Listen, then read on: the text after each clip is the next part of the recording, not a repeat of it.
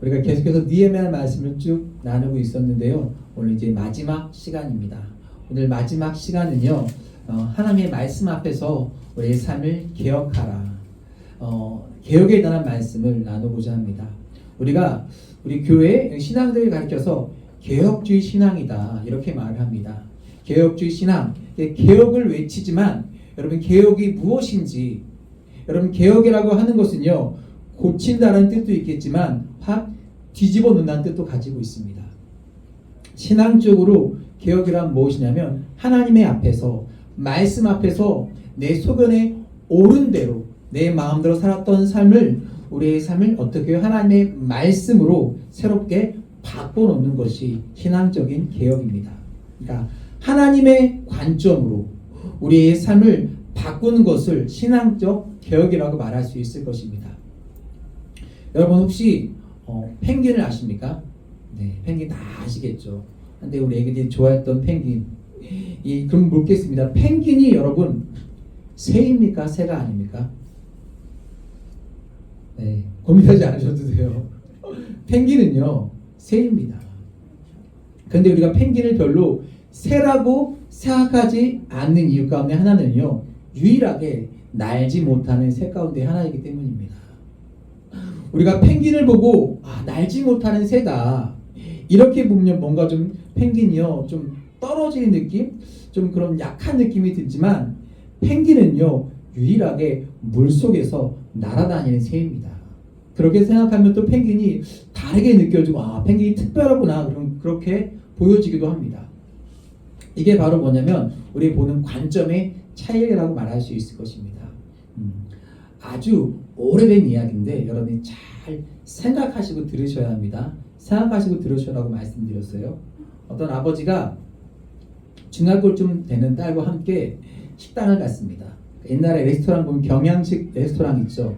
돈가스 썰어 먹고 막 함박스테이크 먹었던데 거기에 막 음악도 막 흘렀어요. 돈가스를 시켜놓고 식사를 하라고 하는데 이 레스토랑 안에서 음악이 쫙 흐릅니다. 딸이 아버지에게 묻죠. 아빠, 저 고기 무슨 고기지? 아빠가 쉽게 대답합니다. 돼지고기지. 이해가 안 가시는 분 있습니까? 흐르는 음악이 흘러나오는데 딸이 아빠한테 아빠 이 나오는 고기 무슨 고기지? 그런데 아빠는 돼지고기지. 그렇게 얘기했습니다. 이제 이해가 되셨습니까? 제가 가끔 노회에 가서 자주는 안 가지만 어르신 목사님들과 얘기할 때 보면요, 느끼는 어떤 한 가지 사항은 뭐냐면요, 연세 많으신 분들은요 꼭 각자 이야기만 합니다. 자기 이야기만 계속해요. 저도 이제 제가 시집가려면 얼마나인지 모르겠지만 할아버지가 된다면 그럴지 모르겠는데 왜 모여서 사람들은 나이가 들면 자기 이야기만 할까? 살펴보니까요 상대방의 이야기가 안 들리는 거예요. 그러면요 자기 이야기만 하게 돼 있는 것입니다. 너는 얘기하고 나는 얘기하고 각자 자기 이야기만 하는 것입니다. 오늘 이것을요 우리 신앙에 적용할 수 있는 굉장한 중요한 포인트가 있다고 생각하는데, 여러분 우리 삶에 하나님의 말씀이 들리지 아니한다면 우리는 어떻게 할까요? 우리 소견에 옳은 대로 마음대로 내 하고 싶은 말만 하면서 내 뜻대로 살아가는 것입니다. 사사기에 보면요, 사사기 실패의 원인을 자기 소견에 옳은 대로 살아갔다고 이야기하고 있습니다. 하나님의 음성이 우리에게 들려지지 아니하는 사람들은요, 주의 말씀을 보지 않는 사람들은요, 내 마음대로 살아가는 사람들입니다. 이제 느헤미야를 쭉 보면요, 성벽이 드디어 완공되었고요. 그 후에 느헤미야가 제일 먼저 한 일이 무엇입니까?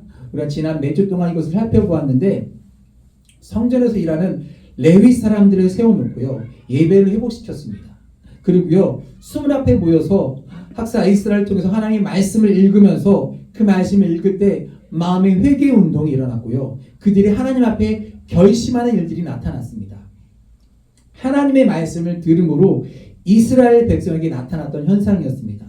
그 일 후에 이제 느헤미야는요 다시 자기 하는 본래 일로 돌아갔습니다. 느헤미야가 본래 하는 일이 무엇이었죠? 바사 왕국에서 아닥사스다 왕의 술 맡은 고위 관직이었습니다. 다시 그 하는 일로 돌아갔습니다.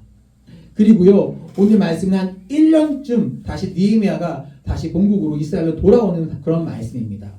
느헤미야가 예루살렘을 가까이 왔을 때 느헤미야에게 들렸던 이야기가 있었습니다. 1년밖에 그렇게 개혁을 하고 1년밖에 지나지 않았는데 이스라엘 백성들이 예배를 소홀히 여기고 성전을 더럽히고 세상적인 가치관들이 교회에 들어와서 이스라엘 백성들이 그렇게 살아가고 있다는 것을 느헤미야 귀에 들리게 되었습니다. 백성들이요, 그래서 하나님 앞에 헌신하기를 게을리하기 시작했습니다. 느헤미야는요, 그 예전에 바사에서 이스라엘 성벽이 무너졌다는 이야기를 듣고 눈물로 금식하며 기도하며 다가왔습니다. 이제는요, 그의 백성 예루살렘 성벽에 왔을 때 그들의 영들이 이제 무너졌다는 이야기를 듣고 다시 한번 이스라엘 백성들의 신앙을 개혁하기 위해서 이 자리에 느헤미야가 서 있는 것입니다. 여러분들이 느헤미야를 쭉 살펴봤는데 1장부터 쭉 읽어오신다면요, 이 스토리들을 다 이해할 수 있을 것입니다. 그리고 느헤미야 13장은요, 이제 느헤미야의 종교 개혁 사건입니다. 여러분, 개혁은요, 우리가 개혁을 외치고 개혁을 이야기하지만 개혁은 이례적으로 끝나지 않는 것이 역사가 증명해 주고 있는 사실입니다. 2000년에 우리 기독교 한국 역사를 살펴봐도요, 개혁은 끊임없이 반복되어지고 있습니다. 그리고 오늘 1년 만에 이스라엘 백성들은요, 다시 그들의 신앙을 개혁해야 되는 일들을 맞이하게 되었습니다. 이 말씀을 보면서 이런 생각이 들었습니다. 개혁이라고 하는 것은 이례적인 사건으로 끝나는 것이 아니라 우리의 삶이 주기적으로 일어나는 것이 되어야겠구나. 우리가 말씀의 거울 앞에 서서 말씀 앞에서 우리의 삶을 성찰하지 않냐고 돌아보지 않는다면 우리는 언제든지 게으른 존재, 다시 연약한 육신의 모습으로 돌아갈 수밖에 없는 연약한 그런 존재들이구나. 그래서 우리가 늘 말씀을 가까이 하면서 말씀의 거울 앞에서 우리의 모습을 비춰보는 삶을 살아야 하는 것입니다. 자, 느헤미야 13장 1절부터 2절에 보니까 같이 말씀을 보겠습니다. 있습니다. 그날 모세의 책을 낭독하여 백성에게 들렸는데 그 책에 기록하기를 암몬 사람과 모압 사람은 영원히 하나님의 총회에 들어오지 못하리니 이는 그들이 양식과 물로 이스라엘 자손을 영접하지 아니하고 도리어 발람에게 뇌물을 주어 저주하게 하였습니다. 그러나 우리 하나님이 그 저주를 돌이켜 복이 되게 하셨다 하였는지라. 자, 보십시오. 여러분들이 성경 통독을 지금 다 같이 하고 있는데 출애굽기, 레위기, 민수기 어디까지 오셨습니까? 이걸 쭉 읽으신 분들은요, 귀에 쏙 들어오는 부분인데 뭐냐면 모압과 암몬 자손들이요, 이스라엘 성들이 출애굽해서 나아오는데 그들을 도왔어요, 돕지 않았어요? 그들을 돕지 않았습니다. 그리고 심지어 발락은요, 선지자 발람을 불러서 이스라엘을 저주하기를 노력했습니다. 그런데 돈을 주어도 발람이 이스라엘을 저주하지 않고 이스라엘 백성을 어떻게 했죠? 축복하였습니다. 근데 오늘 느헤미야는 왜 이야기를 하고 있을까? 아마도 이스라엘 백성들이 하나님 앞에 범죄하고 다시 그들이 게을러져서 그들이 타락한 상태에 있지만 하나님께서는요, 너희를 개혁시켜서 너희에게 너희의 악을 악을 선으로 바꾸실 거라는 말씀을 하고 계신 것입니다. 오늘 말씀을 듣는 우리들에게 이 말씀이 적용해야 할 것은 무엇이냐면 우리가 늘 하나님 앞에 우리가 부족합니다. 또 우리가 하나님을 떠나 살기도 하고 시험에 들기도 하고 넘어지기도 하고 죄를 짓기도 합니다. 그러나 하나님께서 우리의 이 모든 연약함들을 다시 선으로 바꾸실 것을 우리가 믿는 것입니다. 우리들이 이 믿음 가운데 우리를 바꾸실, 우리를 새롭게 하실 하나님의 믿음 가운데 이 예배 자리에 나와서 하나님을 예배하는 것입니다. 오늘 예배를 통해서 우리를 새롭게 하시고 우리를 고치실 하나님을 여러분 기대하시길 바랍니다. 그날에 사모하는 여러분 가운데 주의 고치심과 주의 위로가 함께하기를 주의 이름으로 축복합니다. 자, 어떠한 개혁이 일어나고 있는가? 개혁의 처음을 보니까 성전 중심에서부터 도비야를 몰아내는 이야기가 나오고 있습니다. 느헤미야가 예루살렘에 왔을 때 정말 깜짝 놀랄 만한 이야기를 들었는데 그게 뭐였냐면 하나님의 전에 성전에 골방이 하나 있었는데 거기가 어떤 곳이냐면 소재물과 유향과 그릇과 11조를 걷어들이는 방이 있는데, 그런데 거기에 제사장이 이방 사람 도비아라고 하는 사람에게 그 방을 내어준 것입니다. 여러분, 도비아가 누군지 여러분 기억하십니까? 도비아? 예. 그들이 이스라엘 성벽을 건축할 때 그것을 바라보면서 야, 저건 여가 올라가도 무너지겠다 조롱했던, 깐죽거렸던 사람이죠. 아주 얄미웠던 사람, 이스라엘 백성을 조롱했던 사람입니다. 근데 이 사람이 어떠한 사람이냐면 세상의 권력자였어요. 느헤미야가 바사로 돌아간 그동안 제사장이 이 도비아와 결탁한 것입니다. 무슨 일인가요? 세상의 권력과 야합하게 된 것입니다. 그리고 제사장이 세상의 권력과 결탁하여서 성전에 방 하나를 내주니까 예배가 되지 않았던 것입니다. 여러분, 오늘 우리 개혁에 대한 이야기를 하고 있는데 오늘 개혁에 대한 말씀을 여러분과 나누고 있는데, 사실 개혁에 훨씬 더 중요한 것은요, 여러분보다 단에서 말씀을 전하는 저일 것입니다. 또 예배를 드리는 우리가 하나님 앞에서 개혁되어야 할 것은 무엇인가? 요즘 많은 사람들이 목회자나 성도뿐만 아니라 한국교회를 바라보면서 한국교회가 개혁해야 된다고 말씀하고 있습니다. 그러니까 한국교회가 개혁해야 된다고 말하는 것은 뭐냐면 한국교회가 뭔가 문제가 있다는 걸 성도들이 보고 있는 것입니다. 참 신기한 거, 연약한 것은 무엇이냐면 교회들이 힘이 없고 연약할 때, 부족할 때, 절박할 때는요, 참 하나님께 매달리고 간절히 기도하고 밤새 기도하고 정말 막 금식하며 기도했는데, 교회가 힘이 생기면요 세상과 결탁할 확률이 높아진다는 것입니다.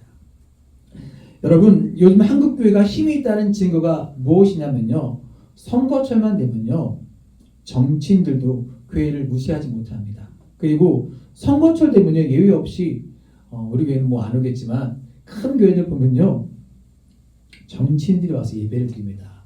평소에 한 번도 오지 않았던 사람들이 막 이러고 예배하고 기도하고 막 딱 보면 알아, 교회 처음 열심히 다녔는지 안 보였는지 기도를 막 이러고 기도해요.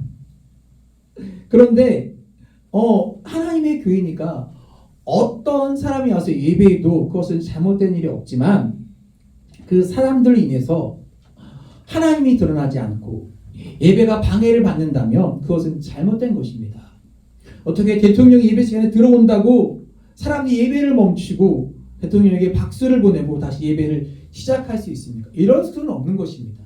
우리는 만왕의 왕이신 하나님을 예배하는, 하나님께 집중하는 그 자리입니다. 우리들에게는요 중요한 원칙이 있는 것입니다. 하나님께 예배드리는 것을 우선시하지 아니하고 하나님 앞에 이 세상의 권력과 타협한다면 이 예배는요 타락할 수밖에 없는 것이고요. 바로 그런 일들이 어디에서 일어나고 있었다고요? 느헤미야 시대에 이 성전을 재건하고 난 이후에 제사장이 세상과 결탁함을 인하여 그런 일들이 이루어지고 있었던 것입니다. 자, 이 부분을 우리가 어떻게 적응해야 될까요? 교회 목회자뿐만 아니라 여러분의 삶에 예배를 방해하는 또 세상과 결탁한 것이 있다면요, 이것이 우리의 삶에, 우리의 마음간에서 개혁이 일어나야 할 부분입니다. 자, 느헤미야 13장 8절과 9절 말씀, 느헤미야가 이것에 대해서 어떻게 행동하고 있는지를 보여주겠습니다. 같이 읽겠습니다. 느헤미야 13장 8절과 9절입니다.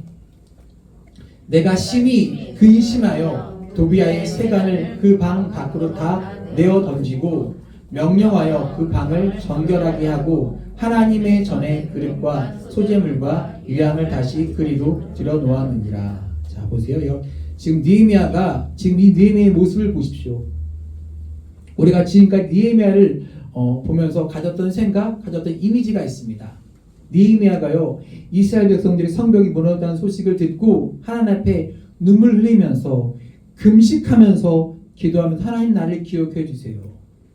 그리고 사람들과 함께 이렇게 회개하고 결심했던 느헤미야의 모습과 전혀 다른 모습이 나타나고 있습니다. 느헤미야가 지금 불같이 화를 내면서 분노하고 있습니다. 그리고 도비아의 세관들 다 어떻게 했습니까? 다 내어 던지고 있습니다. 지금 여러분 이 느헤미야의 모습을 보면서 뭐가 떠오르십니까? 예수님.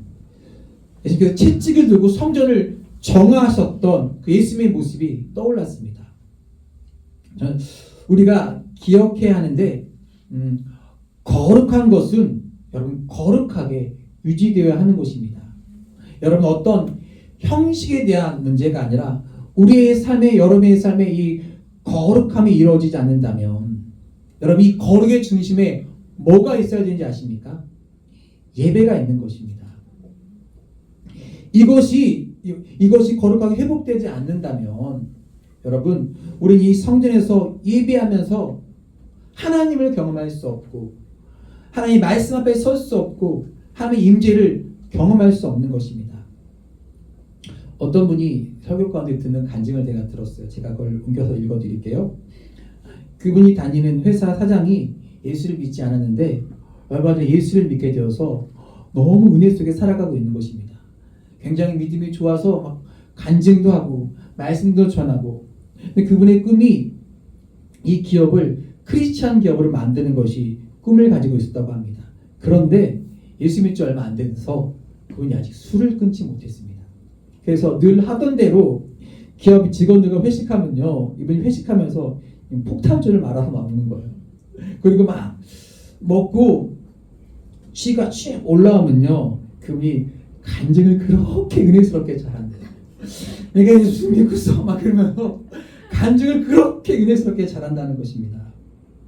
여러분 네 보세요. 가만히 이것을 보십시오. 제가 설교 시간에 몇 번 얘기했었죠. 술을 먹고 안 먹고가 우리의 구원과는 관계된 문제는 아닙니다. 그런데 사람들을 보면요 성도들도 보면 요즘 SNS나 페이스북에 보면요 내가 뭐 먹었다 이렇게 올리는 것을 보면요 거기에 술병이 올려져 있는 것이 있어요. 술집인 거죠. 술 먹는 장면들이 꽤 올라옵니다. 근데 여러분 술 먹는 것이 구원과는 관계없습니다. 그런데 여러분에게 드리고 싶은 이야기는 이것이에요. 우리가 술을 먹는 장소가 우리의 거룩함을 유지할 수 있는 장소인가? 우리가 같이 술을 먹고 있는 사람이 하나님 앞에서 나의 거룩함을 유지해 줄 수 있는 그러한 사람인가? 여러분 술 자체가 문제가 아니라 술로 인해서 우리들이 하나님과 교제하고 예배하는 것이 흐트러지는 일이 있다면 우리의 삶에 분명한 개혁이 일어나야 할 것입니다. 여러분 술이 거룩과 상관이 없다면 여기 예배를 드리면서도 집사님 우리 끝나고 한 잔? 이럴 수 있는 거고요. 내가 폭탄이 말아줄게 이럴 수 있는 거예요. 여러분 담배가 여러분 우리 거룩과 상관이 없다면 제가 담배 피우면서 이러면서 이럴 수 있는 거잖아요. 아니잖아요. 그거는 우리 거룩과 연관이 상관이 없는 거예요. 그거는 우리 죄의 끈 하나님 앞에 서지 못하는 이 끈들을 우리들이 끊어내야 하는 것입니다. 여기 술과 담배를 들었지만 우리 삶에 하나님 앞에 서지 못하게 하는 이 끈들 이것을 끊으라고 말씀하고 있는 것입니다. 언젠가 제가 이렇게 물은 적이 있죠. 여러분 돈 좋아하시냐고. 좋아하세요? 안 좋아하세요? 네 좋죠. 뭐니 해도 머니가 최고라고. 저도 돈 좋아합니다. 근데 돈을 좋아하는 건 괜찮은데 돈을 사랑하면 안 되는 거예요. 성경에 돈을 사랑하면 일만하게 뿌려간다고 말씀하고 있습니다. 그리고요 왜 돈을 사랑하면 안 되냐면요 돈이 여러분을 사랑하지 않잖아요. 짝사랑하는 겁니다. 짝사랑하면요 가슴이 아파요. 돈은 우리가 사용할 때 가치가 있는 것입니다. 근데 돈을 사랑하면 우리 인생이 망가지고 시험에 드는 것입니다. 우리들이 하나님 앞에서 올바른 경제적인 가치관 하나님의 우리들이 하나님 앞에서 어떻게 세워져야 하는지를 우리들이 분명하게 정립해야 하는 것입니다. 우리가 예배자의 삶을 하면 아직은 부족한 것 같지만 없는 것 같지만 하나님은요 하나님께서 하나님의 방법으로 채우시고 인도하시고 공급하시고 채우시고 까마귀를 보내주실 것이고 우리 새롭게 인도하여 주실 것입니다. 그러나 예배자로서의 삶을 살지 못하면요 우리들이 언제 무너질지 모른다는 것입니다. 자, 느헤미야 13장 10절에 보니까 도비아의 방을 내어놓던 이스라엘의 종교 생활이 어떻게 돌아가고 있는지 10절 말씀 보겠습니다. 내가 또 알아본즉 레위 사람들이 받을 몫을 주지 아니하였으므로 그 직무를 행하는 레위 사람들과 노래하는 자들이 각각 자기 밭으로 도망하였기로. 어떤 일이 일어났습니까? 제사장이 방을 도비에게 내어주고 정죄 관념들이 신앙적으로 되지 못할 때 하나님께서 그들에게 말씀하셨던 것을 그들이 지키지 못했습니다. 어떤 약속? 하나님 12지파에게 가나안 땅에서 땅을 분배해 주면서 말씀드린 레위 사람들, 레위 지파에게 땅을 주지 않았습니다. 그러면서 왜 너희는 성전에서 봉사하고 하나님을 섬기는 일을 감당해라. 그리고 다른 지파들이 가져다 주는 걸 통해서 먹고 살도록 하나님이 정하신 법이 있습니다. 그런데 예배가 되지 않으니까 그들이 주지 않음으로 인해서 레위 사람이 어떻게 되었어요? 다 흩어졌습니다. 예배가 성전이 지켜지지 않는 것입니다. 또 문제는 뭐냐면 그렇게 신앙적으로 살지 못하기 시작할 때 성전에서 거룩한 것에 손을 대는 사람이 생기기 시작했습니다. 거룩함을 남겨주지 못하는 일들이 발생했습니다. 하나님께서 우리들에게 주신 약속들, 여러분들에게 11조, 여러분들이 헌금 생활하는 것 자체가 지난주에 잠깐 말씀 나눴는데 저는 분명한 확신을 가지고 나눌 수 있습니다. 여러분들이 하나님 앞에 올바른 물질적 관념들이 세워져야 여러분의 삶이 올바로 설 수 있는 것입니다. 물질에 대한 올바른 생각을 가지고 사용할 수 있는 사람이 되어야 여러분에게 주어지는 물질이 가치가 있는 것입니다. 그러나 그것을 잘못되면요, 거룩함 앞에 우리가 서지 못하게 하면요, 여러분의 정직함들도 사라져 버리는 것입니다. 거룩한 분 앞에서 우리가 보아야 될 우리의 더러움들을 보게 되는데 두려움들이 생기는데 이것을 우리가 정직하지 못하게 된다면요, 이 모든 것들이 사라져 버리는 것입니다. 그래서 11조를 속이는 사람, 또 부정직한 사람, 삶의 거룩함이 상실되고 그것이 얼마나 무서운 일인지 모릅니다. 저에게도 가지고 있는 두려움입니다. 담임이 되고서 하나님 앞에서 지키려고 했던 제 삶의 기준들, 많은 기준도 있겠지만 그 중에 물질도 들어갑니다. 물질 앞에 정직하지 못하면 쉽게 무너져 내리고 실패하는 삶을 많이 보았기 때문입니다. 그래서 오늘 두려움 가운데 다시 한번 우리가 점검하고 선포하는 것입니다. 하나님의 말씀 앞에서 우리의 거룩함과 우리를 지킬 수 있는 그것이 무엇인지, 우리가 유혹에 빠지지 않도록 하나님의 말씀 앞에서 우리를 점검하고 우리를 개혁하는 시간 되기를 주의 이름으로 축복합니다. 거룩하게 유지될 때 우리를 정직하게 만들어주는 것입니다. 그리고 이어지는 말씀 가운데 보니까 느헤미야가 사람들에게 주님의 예물을 꾸짖고 있습니다. 느헤미야 13장 12절 말씀 보겠습니다. 이에 온 유다가 곡식과 새 포도주와 기름의 11조를 가져다가 곡간에 드림으로. 자, 보십시오. 이제 회복이 됐습니다. 근데 더 중요한 것이 뭔지 아십니까? 말씀 여러분 가서 쭉 읽어보시면 될 텐데 이 드린 예물의 용도가 제대로 사용되기 위해서 정직한 사람을 세웠다는 것입니다. 이어진 13절 말씀 보겠습니다.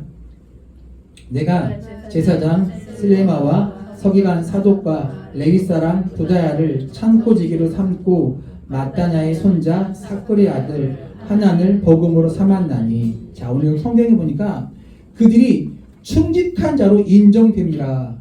하나님의 전이 유지될 수 있도록 개혁한 것으로 끝나는 것이 아니라 그 개혁을 유지할 수 있는 충직한 사람을 세웠을 때 일들이 계속해서 이루어지게 되었다는 것입니다. 그래서 개혁이라고 하는 것은요, 강단에서 설교하는 제가 여러분들이 하는 이야기가 우리 신앙인들이 해야 되는 일입니다. 도비아에게 거룩한 성전의 방을 내어놓았던 이스라엘 사람들은 이제 하나님의 날도 구분하지 않고 있습니다. 15절 말씀 보겠습니다. 그때 내가 본즉 유다에서 어떤 사람이 안식일에 술틀을 밟고 곡식단을 나귀에 실어 운반하며 포도와 무화과와 여러 가지 짐을 지고 안식일에 예루살렘에서 들어와서 음식으로 그날에 내가 경계하였고. 자, 보십시오. 성전에서부터 잘못되니까 사람들이 안식일을 지키지 않습니다. 그리고 타협하기 시작합니다. 사실 이들이 타락이라고 하는 것, 거룩함이 훼손된다고 하는 것은요, 어느 한순간에 확 이루어지는 것이 아니라 작은 양보와 작은 타협에서부터 이루어지는 것입니다. 여러분, 주일을 한 번도 안 빼먹는 사람은요, 끝까지 안식일을 잘 지킵니다. 그러나 한 번 빼먹는 사람은요, 또 빼먹게 되어 있습니다. 아마 이제 코로나가 끝나가고 있는데 우리에게 진짜 중요한 말씀이라고 생각됩니다. 우리가 3년의 코로나 기간 동안에 우리가 하나님 앞에서 타협하고 양보했던 그 일들이 지금 우리를 어떻게 인도해 가고 있습니까?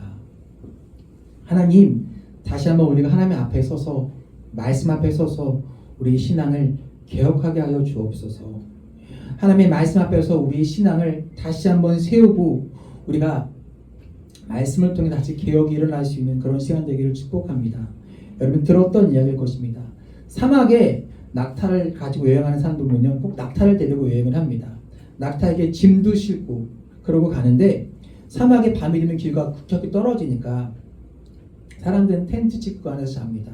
낙타도 체온을 느끼니까 춥겠죠. 그래서 사람이 자고 있는 그 텐트에 낙타가 슬그머니 다리를 하나 집어넣습니다. 그러면 주인이 아이고 내 낙타야 고생한 거 춥지? 그래 발이라도 들여 놓아라. 그리고 자고 일어나면요 낙타로 인해서 텐트가 다 날아가 버리는 것입니다. 낙타가 처음엔 발을 넣었다가 무릎을 넣었다가 이제 몸이 들어오기 시작하는 것입니다. 그러면 텐트가 다 날아가 버리는 거예요. 양보하지 말라고. 선한 마음으로 우리들이 양보했을지 모르지만 양보를 인해서 우리가 모든 것을 다 잃어버릴 수 있는 것입니다. 우리들이 하나님 앞에서 양보하는 우리 지켜야 될 거룩이 깨어지는 것으로 인해서 우리 인생이 깨어질 수 있는 것입니다. 도비아에게 성전의 방을 내어놓았던 이스라엘 백성들은요 이제 가정도 깨어지는 아픔을 맛보았습니다. 자, 느헤미야 13장 23절에서 25절 말씀입니다. 23절 25절입니다. 그때에 내가 또 본즉 유다 사람이 아스돗과 암몬과 모압 여인을 맞아 아내로 삼았는데 그들의 자녀가 아스돗 방언을 절반쯤은 하여도 유다 방언은 못하니 그 하는 말이 각 족속의 방언이므로 내가 그들을 책망하고 저주하며 그들 중 몇 사람을 때리고 그들의 머리털을 뽑고 이르되 너희는 너희 딸들을 그들의 아들들에게 주지 말고 너희 아들들이나 너희를 위하여 그들의 딸을 데려오지 아니하겠다고 하나님을 가르쳐 맹세하라 하고. 자, 지금 여기 문제가 뭐예요? 이방인들과 결혼함을 위해서 언어도 잃어버렸습니다. 그들의 신앙의 전통도 잃어버렸습니다. 이 말씀 이야기하는데 여러분 중요한 것을 우리들이 깨달아야 하는데 여기서 이방이라고 하는 것은요 진짜 이방 족속일 수 있고요 오늘날 우리 대한민국 상황으로 적용한다면 하나님을 믿지 않는 사람일 수도 있습니다. 자, 그런데 이 말씀이 이방인과 절대로 너희들이 결혼해서 애를 낳으면 안 된다. 오늘로 적용한다면 하나님을 믿지 않는 사람과 결혼해서 너희 애를 낳지 하면 안 된다. 이런 이야기가 아닌 것 같습니다. 왜냐하면 예수님의 족보를 보면요 라합이 들어가 있습니다. 여리고성을 점령할 때 기생 라합을 사절을 통해서 라합의 뿌리에서 예수님의 족보가 이어지고 있고요. 또 모압 여인 룻을 통해서 다윗이 출생하고 예수님의 족보가 이어지고 있습니다. 이게 꼭 그런 의미는 아닌 것 같고요. 그러니까 모압 여인이 그리고 여리고에 있던 그 라합이 이방 여인을 통해서 하나님의 나라가 이어지고 있습니다. 문제는 뭐냐면 단순히 이야기하는 외적인 것이 아니라 그들을 통해서 그들의 언어도 잊어버리고 그들의 문화도 잃어버리고 그들의 신앙을 잃어버린 부분에 대해서 느헤미야가 무섭게 질책하고 있는 것입니다. 자, 이 말씀을 통해서 우리 자녀들을 결혼시킬 때 결혼 정령계 있는 자녀들이 있는 분도 계신데 어떤 말씀이 여러분 눈에 들어오셨어요? 저는요 말씀 보다가 왜 머리털을 뽑았을까 옛날에 그렇죠. 우리 부모님들이 너 머리털 밀어버린다고. 그래서 머리털 왜 뽑았을까? 저 이게 들어왔거든요. 말씀이 여러분에게 뭐가 들어올지는 모르겠습니다. 자, 우리들이 지켜야 될 것이 있습니다. 단순히 지금 신앙을 가지고 신앙을 가지느냐 가지지 않냐에 대한 문제가 아니라 우리의 신앙을 지킬 수 있느냐 없느냐, 신앙을 지키지 못함으로 인해서 가정에 깨어질 수 있느냐 없느냐를 분명히 보아야 되는 것입니다. 가끔 이렇게 얘기하는 사람이 있어요. 아유, 뭐 목사님 선교도 하는데 자, 시집장 가서 잘 전도해라, 잘 섬겨라, 이렇게 얘기하는 사람이 있습니다. 여러분, 결혼을 선교하는 마음으로 가시는 분 있습니까? 결혼 생활 다 해보셨잖아요. 선교하는 마음으로 가서 그 영혼을 섬겨? 여러분, 선교는요 그렇게 가는 게 아니죠. 그 영혼을 사랑하고 사람을 사랑하는 마음을 통해서 우리 어떻게 올바른 가치관을 세울 수 있는가. 여러분, 지금 느헤미야가 이 말씀을 전하는 상황을 한번 생각해 보십시오. 느헤미야가 이 말을 하는 게 얼마나 힘들었을까. 느헤미야가 성전에서부터 그들이 주의를 어기는 것, 가정에 깨어지는 것 바라보면서 하나하나 지적하면서 느헤미야가 참 아프고 힘들었겠다. 왜? 이 사람들을 바라보면서 하나님의 말씀을 전하는 것이 결코 쉽지는 않습니다. 근데 느헤미야가 하나님의 말씀을, 하나님을 사랑하는 마음으로 백성들을 바라보면서 이 마음을 하나님의 말씀을 가지고 아픈 마음을 가지고 전하고 있습니다. 제가 오늘 여러분에게 전하는 말씀이 누군가는 또 아플지 모릅니다. 근데 우리 삶을 돌아보게 할지는 모르지만 하나님의 백성으로 살아가는데 필요한 말씀이기 때문에 성경에 기록되어 있고 말씀을 나누는 것입니다. 우리에게 주어진 우리들의 부패한 삶을 살아갈 것이냐 아니면 새로워질 것이냐, 그러면 하나님은요 우리가 새로워진다면 우리를 하나님의 도구로 사용하실 것입니다.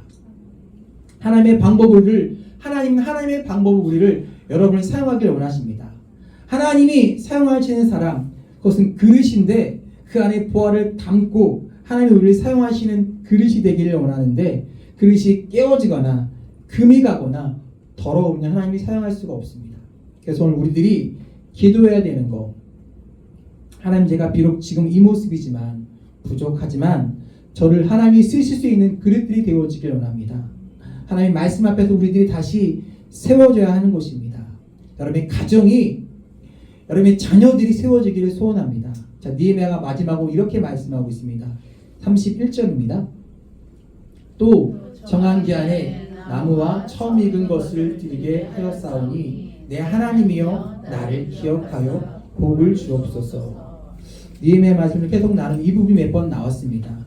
느헤미야가 뭐라고 기도해요? 하나님, 저를 기억하셔서 제가 지금 하고 있는 제 모습을 바라보면서 하나님, 저에게 복을 주세요. 느헤미야가 도배를 내치고 집에 세간을 내던지고 벌었던 가격한 그 모습도 하나님 기억하여 주옵시고, 하나님, 내가 어떤 신앙이었는지 하나님 나를 기억하여 주옵소서. 로마서 16장 19절과 20절 말씀 이렇게 말씀하고 마지막 말씀입니다. 보겠습니다. 너희의 순종함이 모든 사람에게 들리는지라. 그러므로 내가 너희에게 말미암아 기뻐하노니 너희가 선한 데는 지혜롭고 악한 데 미련하기를 원하노라. 평강의 하나님께서 속히 사단을 너희 발 아래에서 상하게 하시리니 우리 주 예수의 은혜가 너희에게 있을지어다. 자, 보십시오. 뭐예요? 선한 데는 뭐라고요? 지혜롭고 악한 데는 미련하기를 원하노라. 그때 사단을 너희의 발 아래 하나님이 하나님께 두게 하셔서 평강의 하나님이 너에게 임하시길 원하신다고 말씀하고 있습니다. 여러분, 여러분의 삶에 개혁의 깃발을 드십시오. 느슨해졌던 마음, 말씀 앞에서 우리의 삶을 여러분 점검하시고 개혁의 깃발을 드십시오. 삶에서 잃어버렸던, 흐려졌던 신앙의 원칙들을 여러분 다시 세우시길 바랍니다. 원칙으로 살아가는 것이 힘들지는 모르지만 하나님 앞에 세워진 하나님의 사람들을 하나님이 축복하심을 믿기 때문에 원칙을 세우는 것입니다. 선한 데는 지혜롭고 악한 데는 미련하십시오. 하나님, 저희 이런 모습을 기억하여 주시고 여러분 믿음을 살아갔던 여러분의 삶을 바라보면서 하나님의 성전을 채워줬던 도비아를 내 마음속에 도비아를 내가 던져버리겠습니다. 우리가 소홀했던 예배의 거룩함을 회복하겠습니다. 하나님 앞에 올바른 물질의 관념을 세우도록 하겠습니다. 철저하게 내 아이를 회개하겠습니다. 철저하게 하나님 앞에 거룩한 가정을 세우겠습니다. 주님 저를 기억하여 주옵소서. 주님 저를 바라보시며 저에게 복을 주옵소서. 우리 교회 가정에 하나님이 주시는 풍의 역사를 이루어 주옵소서. 어떻게? 나를 기억하사. 여러분들이 그런 기도 하나님 앞에 그렇게 세워질 수 있기를 주의 이름으로 간절히 축원합니다.